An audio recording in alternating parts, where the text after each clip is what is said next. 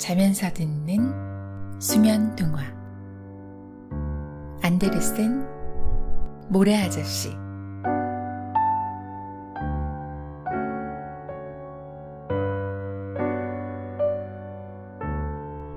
모래아저씨는 이야기를 참 많이 알고 있습니다. 그럼요. 얼마나 재미있는 이야기를 해주신다고요. 모래아저씨는 저녁에 찾아온답니다.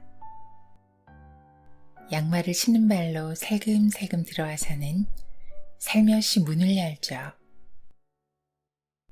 그리고는 아주 고운 모래를 아이의 눈에 뿌립니다. 그러면 아이는 아저씨를 볼 수 없게 됩니다. 아저씨는 아이에게로 다가가 살며시 목에 입김을 불어넣습니다. 그러면 아이는 졸음이 오기 시작합니다. 모래아저씨는 아이를 좋아하셔서 다치게 하지는 않습니다. 조용히 있기를 바라는 거죠. 아이는 잠자리에 들면 조용해지니까요. 아이가 잠에 들면 아저씨는 살그머니 아이 옆에 앉습니다. 아저씨는 아름다운 외투를 입고 있는데 어떤 색인지는 꼭 집어 말할 수가 없습니다. 그 외투는 아저씨가 몸을 돌릴 때마다 초록색, 빨간색 또는 파란색으로 보이니까요. 양쪽 겨드랑이에는 우산을 하나씩 끼고 있습니다. 착한 아이에게는 그림이 있는 우산을 씌워주어 밤새도록 예쁜 꿈을 꾸게 하고, 말썽꾸러기에게는 그림이 없는 우산을 씌워 깊이 잠들게 합니다. 아침에 눈을 뜨면 그 어떤 꿈도 기억하지 못하도록 말입니다. 자, 이제 모래아저씨가 옐마라는 어린 소년에게 들려준 이야기를 들어보기로 해요. 아저씨는 일주일 내내 옐마를 찾아와서 아주 신기한 이야기를 7개나 들려주었답니다.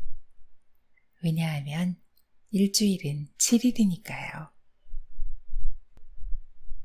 월요일. 아저씨가 네 방을 예쁘게 꾸며주마. 옐마를 잠자리에 눕히며 모래아저씨가 말했습니다. 그러자 화분에 꽃들이 자라 키 큰 나무가 되었고, 긴 나뭇가지는 천정에서부터 벽까지 뻗어나가 방 전체가 마치 아름다운 정자처럼 보였습니다. 나뭇가지는 장미보다 더 아름답고 향기로운 꽃으로 덮였습니다. 나뭇가지 사이로는 황금빛 과일이 빛나고 있었고, 건포도가 가득 든 빵도 달려 있었습니다. 정말 멋진 모습이었죠. 그때였습니다. 책상 서랍에서 애처로운 울음소리가 새어나왔습니다. 이게 무슨 소리지? 그 소리는 바로 옐마의 산수공책에서 나는 소리였어요. 공책에 쓰인 틀린 덧셈 답 하나를 다른 숫자들이 밀어내려는 바람에 옐마의 공책은 다 찢어질 지경이었습니다. 연필이 끈에 묶인 강아지처럼 이리 뛰고 저리 뛰면서 답을 고치려고 했지만 제대로 되지 않았습니다. 그때 더 큰 울음소리가 들려왔습니다. 쓰기 공책에서 나는 소리였습니다. 매 쪽마다 반듯하게 생긴 보기 글자가 하나씩 쓰여 있었는데, 그 글자들 옆에 옐마가 쓴 글자들이 자기들도 보기 글자들처럼 잘생긴 줄 알고 서 있었습니다. 하지만 그 글자들은 줄 위에 바르게 서 있지 못하고 마치 줄에 걸려 넘어질 듯이 온통 여기저기 누워 있었습니다. 잘 봐. 이렇게 서 있는 거야. 멋있게 보이려면 이쪽으로 기울어야 된다고. 잘생긴 글자들이 말했습니다. 우리도 그러고 싶어. 하지만 기운이 없는 걸. 옐마가 쓴 글자들이 말했습니다. 그러면 기운을 차리게 약을 먹여야겠구나. 모래 아저씨가 말하자 옐마가 쓴 글자들이 당장 똑바로 서면서 소리쳤습니다. 아니에요, 아니에요. 아, 이거 참. 오늘은 이야기를 해줄 수가 없겠구나. 이 글자들이나 훈련시켜야겠어. 하나, 둘, 하나, 둘. 모래 아저씨는 글자들이 쓰기공책의 보기 글자들처럼 똑바로 설 때까지 훈련시켰습니다. 그러나 다음날 아침, 글자들은 여전히 엉망이었습니다. 화요일. 옐마가 잠자리에 들자마자 모래 아저씨는 작은 요술 지팡이로 방에 있는 가구들을 두드렸습니다. 그러자 모든 가구들이 자기 얘기를 하기 시작했습니다. 그러나 침을 뱉는 그릇인 타구우마는 아무 말 없이 사람들이 자기에게 침을 뱉도록 겸손하게 서 있었습니다. 타구는 자기는 본체만차하고 서로 자랑만 늘어놓는 가구들이 제발 좀 그만 뽐내기를 바랬습니다. 서랍장 위에는 금태액자에 끼운 큰 그림이 걸려 있었습니다.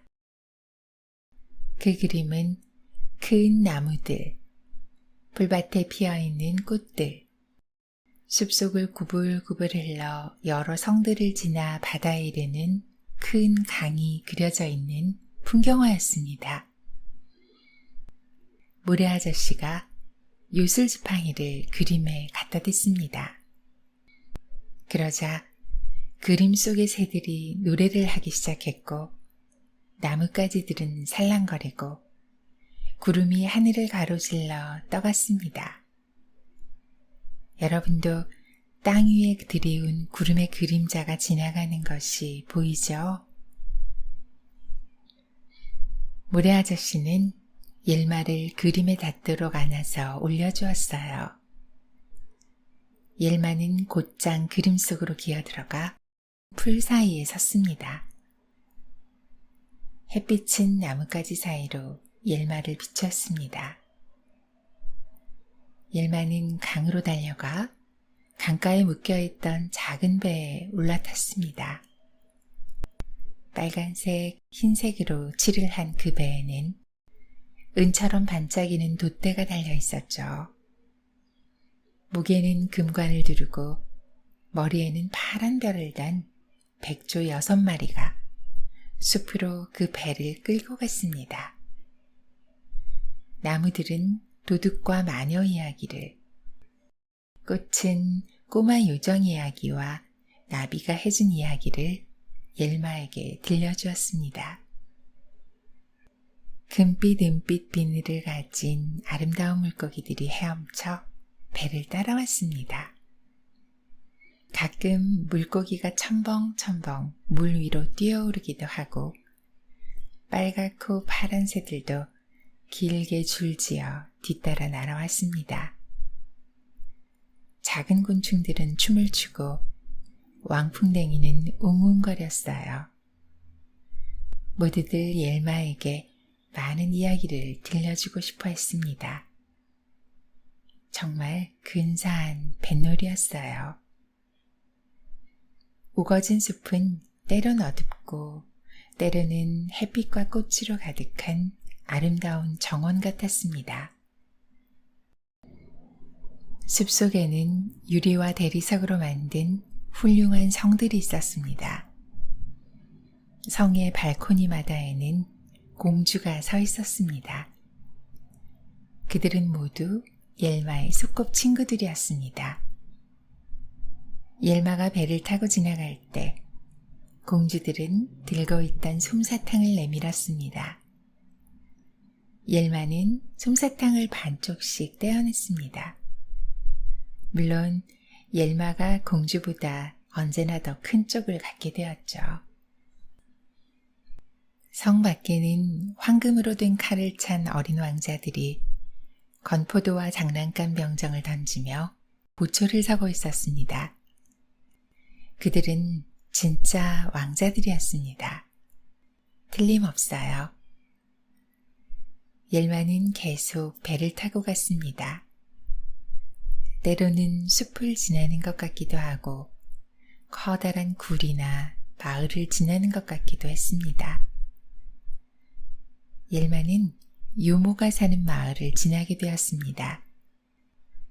유모는 어린 옐마를 잘 보살펴 주셨던 분이에요.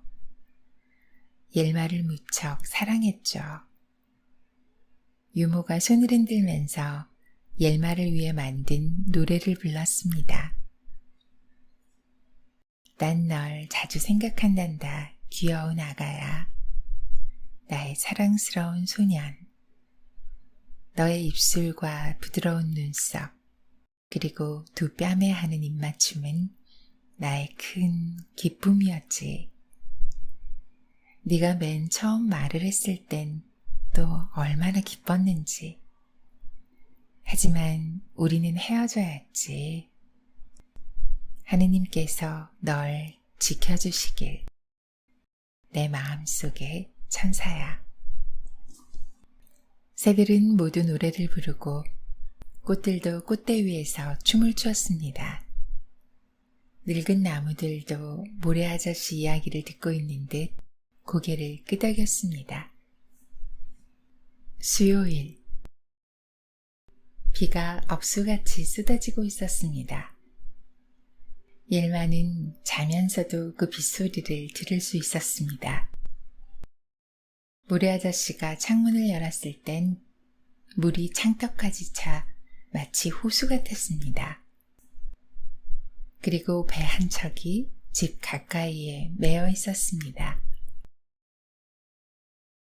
옐마야, 배를 타고 떠나보지 않을래?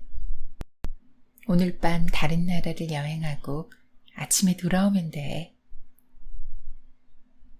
옐마가 나들이 옷으로 갈아입고 배에 오르자 날씨가 개었습니다.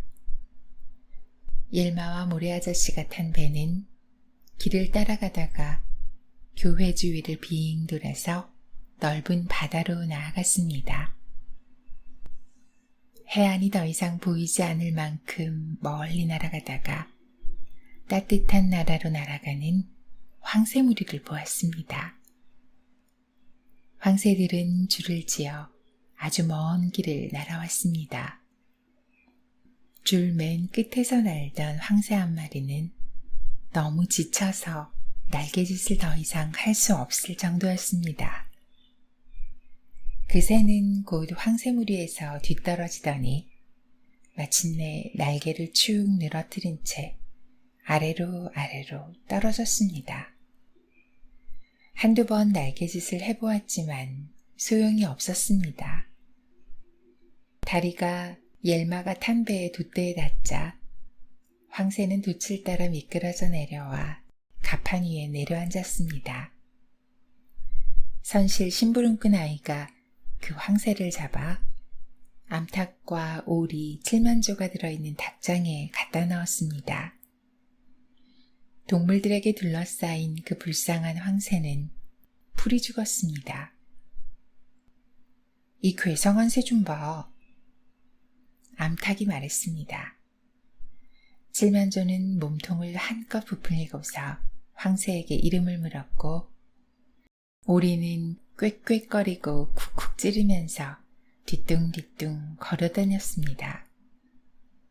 황새는 그들에게 아프리카의 더운 나라 이야기와 피라미드 이야기, 그리고 야생마처럼 사막을 뛰어다니는 타조 이야기를 들려주었습니다. 하지만 오리들은 황새 이야기를 한마디도 알아듣지 못했습니다. 저 새 꼭 바보 같지 않니? 오리들은 그저 저희들끼리 쿡쿡 찌르며 꽥꽥거렸습니다. 누가 아니래? 7만조도 꼬르륵거렸습니다. 황새는 입을 꾹 다문 채 아프리카를 생각했습니다. 네 다리는 정말 길고 우아하구나. 그 다리 한마에 얼마씩 주고 샀니? 칠면조가 물었습니다. 꽥꽥꽥 하고 오리들이 재미있다는 듯이 비웃었지만 황새는 못 들은 것 같았습니다. 넌 우습지 않니? 칠면조가 말했습니다. 내가 한 농담은 아주 우스운 것이었는데 말이야. 아니면 너한테는 너무 시시한 얘기였나 보지? 오, 농담하기 싫다 이거지? 그럼 좋아. 우리나 웃고 즐기자. 자기들이 무척 재치 있다고 생각하면서 암탉들은 꼬꼬댁, 오리들은 꽥꽥거리며 웃었습니다. 옐마가 닭장문을 열고 황새를 부르자 황새가 가판 위로 뛰어나왔습니다. 마음이 놓인 황새는 옐마에게 고맙다는 인사를 하는 것처럼 고개짓을 했습니다. 그리고는 날개로 활짝 펴고 더운 나라로 날아갔습니다. 암탉들은 꼬꼬댁, 오리들은 꽥꽥거렸으며 칠면조의 얼굴은 새빨개졌습니다. 조심해. 안 그러면 내일 너희들을 고깃국으로 만들어버릴 테야. 옐마는 이렇게 말하면서 잠에서 깨어났습니다. 어젯밤 모래 아저씨가 보내준 여행은 정말 멋졌습니다. 목요일. 자, 놀라지 말아라. 생쥐 한 마리를 보여줄 테니. 모래 아저씨가 손을 내밀어 귀여운 생쥐를 보여주었습니다. 이 생쥐는 널 결혼식에 초대하려고 왔단다. 오늘 밤 한 쌍의 생쥐가 결혼을 하거든. 신랑 신부는 부엌 밑에서 산단다. 그들은 아주 멋진 집을 가지고 있지. 하지만 제가 저 조그만 쥐구멍으로 어떻게 들어가죠? 그건 나에게 맡겨. 널 작게 만들어줄게. 모래 아저씨는 요술지팡이를 옐마에게 갖다 댔습니다. 옐마는 점점 줄어들더니 곧 손가락만해졌습니다. 이 장난감 병정 옷을 빌려 입으렴. 되게 꼭 맞을 것 같은데. 잔치에는 제복이 잘 어울리거든.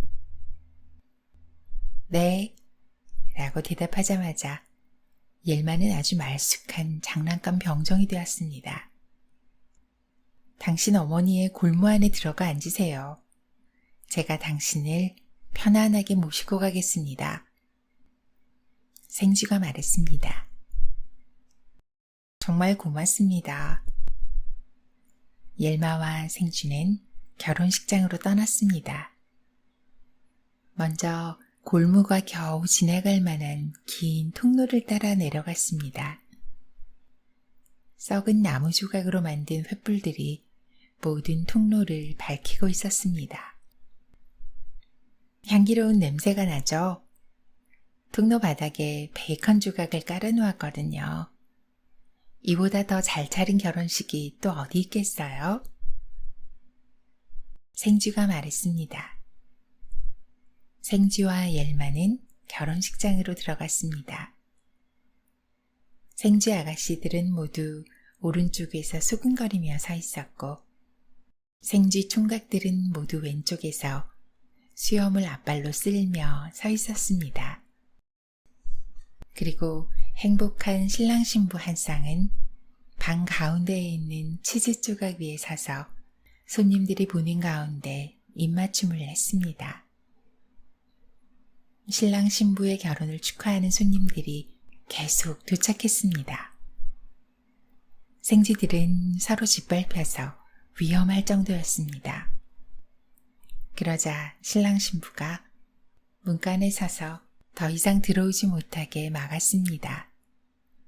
방 전체도 통로처럼 베이컨 조각으로 덮여 있었는데 그 잔치에서 먹을 것은 베이컨뿐이었습니다. 결혼 케이크인 완두콩을 제외하고는 말이죠. 신랑 신부의 가족인 꼬마 생쥐가 행복한 신혼부부의 이름 첫자대로 결혼 케이크를 갉아먹었습니다. 그래서 그 케이크는 아주 의미 있는 것이 되었죠. 모두 멋진 결혼식이라고 하며 매우 즐겁게 대화를 나누었습니다. 그리고 나서 옐마는 집으로 돌아왔습니다. 아주 성대한 파티에 다녀온 것 같은 기분이 들었습니다. 비록 장난감 병정만하게 작아지긴 했었지만요. 금요일. 옐마야, 어른들이 얼마나 나를 붙잡고 싶어 하는지 아니? 나쁜 짓을 한 어른들은 특히 더하지. 존경하는 모래 아저씨, 밤새 한숨도 못 잤어요. 우리가 한 나쁜 짓들이 침대 위에 앉아서 보기 흉한 도깨비들처럼 우리에게 뜨거운 물을 끼얹었어요. 제발 잠 좀 자게 그것들을 몰아내주세요. 그리고는 한숨을 내쉬며 말한단다. 돈은 드릴게요, 모래 아저씨. 창턱에 돈을 놔둘게요. 라고. 하지만 난 돈을 받고 그런 일을 하지는 않아. 모래 아저씨가 말했습니다. 우리 오늘 밤에는 무엇을 할 거예요? 옐마가 물었습니다. 글쎄, 다른 결혼식에 가볼래? 이번 결혼식은 어젯밤과는 좀 달라. 네 동생의 커다란 남자 인형 헤르만이 여자 인형 베르다와 결혼한단다. 오늘이 헤르만의 생일이라 선물도 많을 거야. 알아요. 내 동생은 인형 옷이 필요할 때마다 인형들에게 생일 잔치를 해주거나 결혼식을 시키죠. 아마 100번도 더 결혼식을 했을 거예요. 그래, 오늘이 101번째이자 마지막이야. 그러니 오늘은 아주 멋있을 거야. 저길 좀 봐. 옐마가 탁자 쪽을 보니 골판지로 만든 작은 인형의 집 창문에는 모두 불이 켜져 있었습니다. 장난감 병정들은 모두 집 밖에서 받들어 총을 하고 있었고, 신랑 신부는 식탁다리에 기댄 채 아주 심각하게 앉아 있었습니다. 하지만 모래 아저씨는 할머니의 검정 브라우스를 걸치고 인형들의 결혼식 주례를 해주었습니다. 결혼식이 끝나자 방 안의 모든 가구들이 노래를 불렀습니다. 연필이 작곡한 그 노래는 마치 북을 두드리는 것처럼 들렸습니다. 우리 노래는 바람처럼 퍼져나가요. 그리고 신랑 신부 집으로 찾아갈 거예요. 머리를 높이 쳐든 그들은 고귀한 신분, 온통 가죽으로 만든 세련된 부부. 이 부부에게 축배를 3번 올리는 걸 잊지 마세요. 비님도 오세요. 바람님도 오세요. 이제 결혼 선물을 주는 시간이 되었습니다. 신랑 신부가 친구들에게 먹을 것은 주지 말라고 부탁했습니다. 왜냐하면 그들은 사랑에 빠져 있어서 사랑만 먹고도 살 수 있으니까요. 신혼여행은 시골로 갈까? 아니면 해외로 갈까? 신랑 신부는 멀리 여행을 다닌 제비와 병아리들을 5번이나 낳은 나이든 암탉에게 의견을 물었습니다.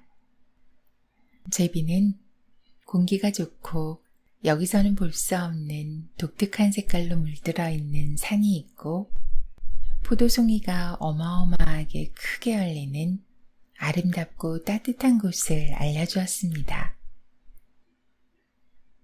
하지만 그곳에는 양배추가 없어.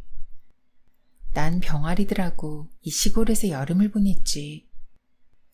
이곳에는 마음껏 긁어 파헤칠 수 있는 채석장과 양배추가 자라고 있는 텃밭도 있어.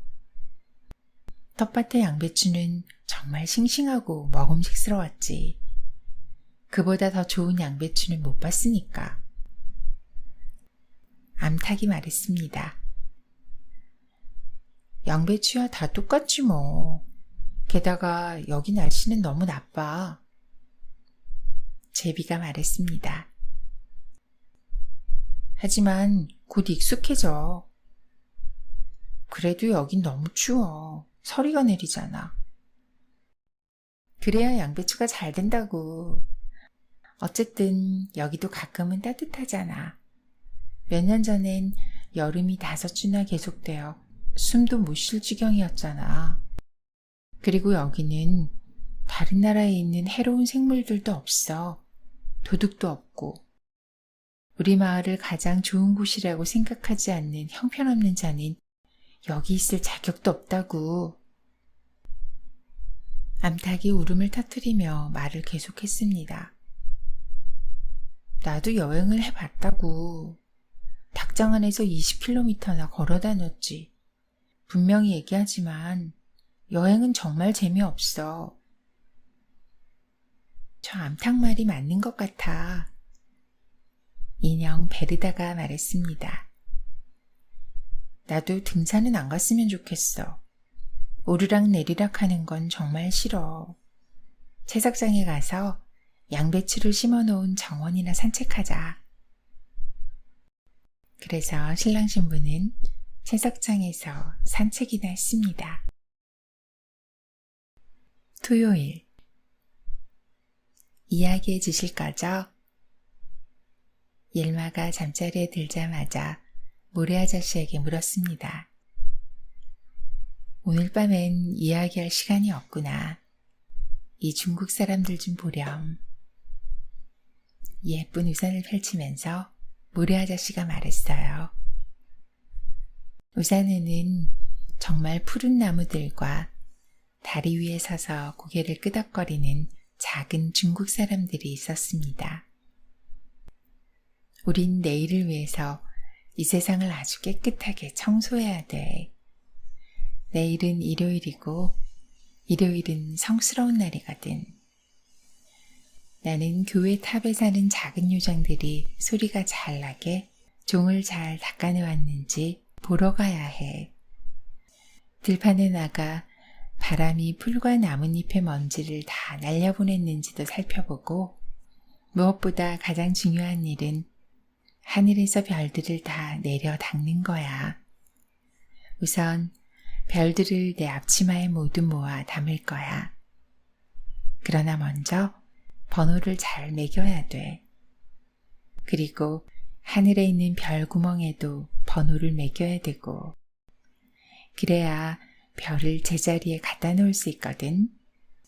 안 그러면 별들이 제자리에 잘 붙어있지 못해서 모두 별똥이 되어 하나씩 떨어져 버린단다. 모래 아저씨가 말했습니다. 그러자 옐마의 침대 위에 걸린 오래된 추상화가 말했어요. 어이 모래 아저씨, 내 말 좀 들어보시오. 나는 옐마의 증조 할아버지라오. 내 증손자에게 이야기를 들려줘서 고맙소. 하지만 그 아이를 혼란스럽게 만들어서는 안 돼요. 별을 내려서 닦을 수는 없어요. 별은 지구처럼 신비한 천체이고 그것이 바로 별의 아름다움이요. 고맙습니다, 증조 할아버지. 할아버지는 이 집의 어른이시고 연세가 아주 많은 분이죠. 하지만 나는 당신보다 나이가 더 많답니다. 그리스 사람들과 로마 사람들은 나를 꿈의 신이라고 하죠. 난 훌륭한 가문들을 드나들었고 지금도 여전히 그러고 있어요. 크고 작은 모든 일들을 어떻게 처리해야 하는지를 잘 알고 있습니다. 자, 또 할 말이 있으면 말씀해 보시죠. 요즘 세상엔 하고 싶은 말도 제대로 할 수 없다니까. 오래된 추상어가 말했습니다. 그리고 그 말과 함께 옐마는 깨어났죠. 일요일. 잘 있었니? 모래 아저씨가 말했습니다. 옐마는 고개를 끄덕이며 벌떡 일어나 벽에 걸린 낡은 추상화를 뒤집어 놓았습니다. 그래야 증조 할아버지가 어젯밤처럼 방해하시지 못하니까요. 이제 이야기를 해주세요. 한깍지에 살고 있던 5 완두콩 이야기, 신부를 찾으러 떠난 개구리 이야기, 그리고 자기가 날씬한 바느질 바늘이라고 생각하는 짜집기 바늘 이야기를 들려주세요. 항상 좋은 것만 할 수는 없단다. 오늘 밤엔 다른 것을 보여주고 싶구나. 내 형을 보여줄게. 내 형도 모래 아저씨란다. 하지만 형은 누구든지 한 번밖엔 찾아가질 않는단다. 그는 말 위에 사람들을 태우고 이야기를 들려주지. 형은 2가지 이야기만 알고 있어. 하나는 이 세상 무엇보다도 아름다운 이야기고, 다른 하나는 너무 무시무시해서 글쎄 설명하기가 좀 어렵구나. 모래 아저씨는 옐마를 들어올려 창밖을 보게 했습니다. 봐라, 저기 내 형, 모래 아저씨가 있지? 형을 죽음이라고도 부르지. 그림책에서는 뼈만 앙상하게 그려놓아 무섭게 보이지만 사실 그렇게 무섭지는 않단다. 형은 은실로 수놓은 아주 훌륭한 군복을 입고 있지.